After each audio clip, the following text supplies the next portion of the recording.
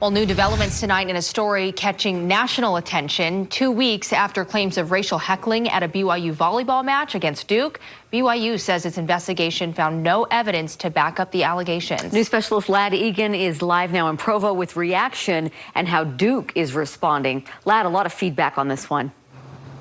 Yeah, and BYU saying that it reached out to 50 individuals who were at that volleyball match, saying that it reviewed all available video and audio recordings, removing the announcer sound from the broadcast so that it could better hear the crowd.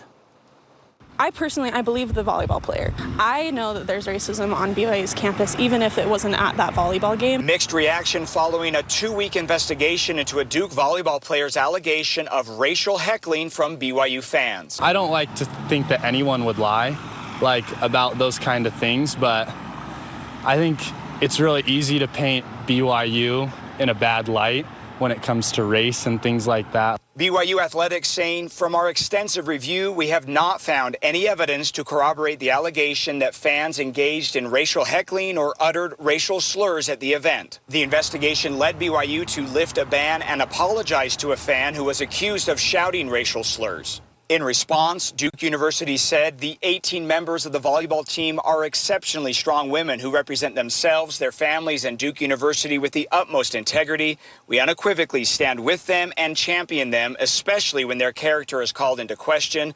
Duke Athletics believes in respect, equality, and inclusiveness, and we do not tolerate hate and bias. Reaction also coming from Black Lives Matter Utah founder Lex Scott, who now lives out of state. We are asked to provide DNA evidence and mounds of evidence to prove that something that we experienced happened to us. This is the playbook of racism. She's calling for the NCAA to conduct a full investigation. Just because they couldn't find footage doesn't mean that it didn't happen. BYU said it tried to be as thorough as possible and invites anyone with evidence to come forward, while students say it's already started important discussions. Even just it coming out has brought to light a lot of conversation about racism at BYU. I hope that if that was actually happening in a BYU student section, that other students would stand up to it.